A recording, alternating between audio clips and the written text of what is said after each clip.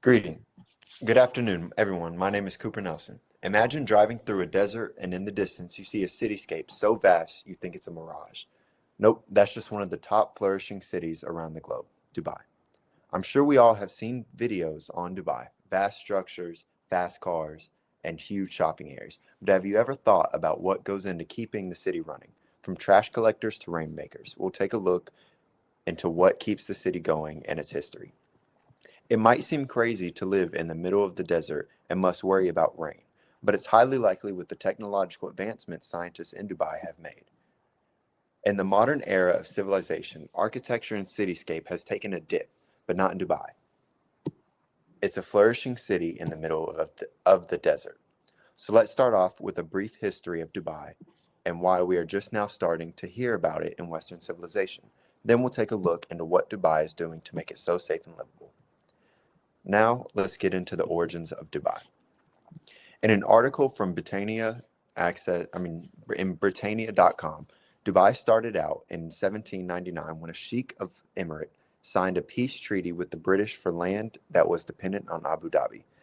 Dubai started out with just a few ports and very little infrastructure, nothing but the bare necessities.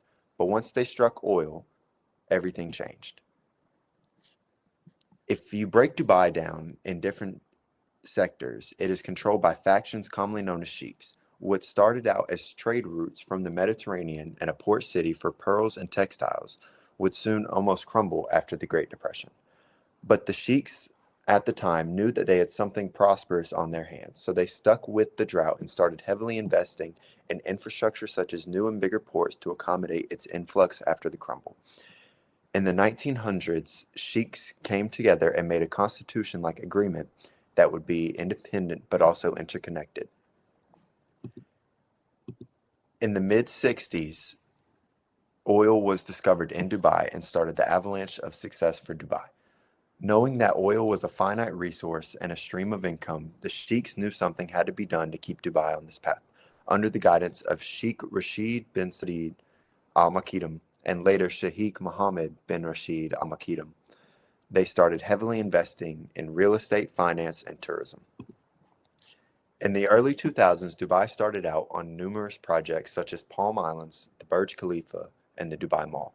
The Palm Islands is some of Dubai's most prized real estate, as it's the center of the city, but also in the water, it's in the shape of a palm tree for its significance. And if you don't know by now what the Burj Khalifa is, I'd say you've been living under a rock. It's the tallest standing man-made structure in the world, standing at 2,716 feet. It's truly an engineering masterpiece. Now that we know what Dubai is, let's take a look into why it's run so well and why it's now the melting pot for real estate. In the day-to-day operations of Dubai, everything has to fall into place so it runs smoothly. Whether that be the trash man collecting so the street looks clean, or a gas delivery driver so someone can get to work on time. In Dubai, you won't find a piece of trash on the street or see someone littering.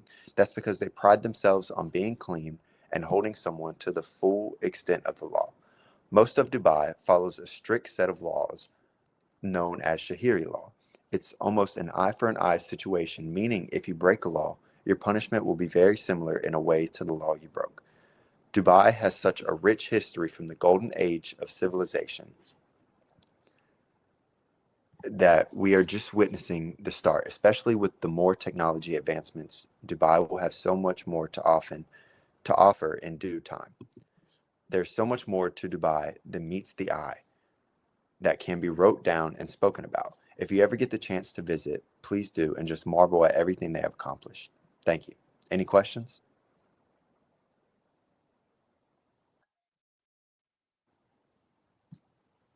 Yes, Josiah? You mentioned how the laws in Dubai are very much an eye for an eye situation. Do you have any examples of such laws, like for speeding or for littering? So if you speed in Dubai, it carries a very heavy fine where basically you'll get charged an amount of money, but you also won't be allowed to drive for up to a year, depending on how fast you were going. And I believe anything over, I think double the speed limit, it's you get your license taken away until you're old, basically.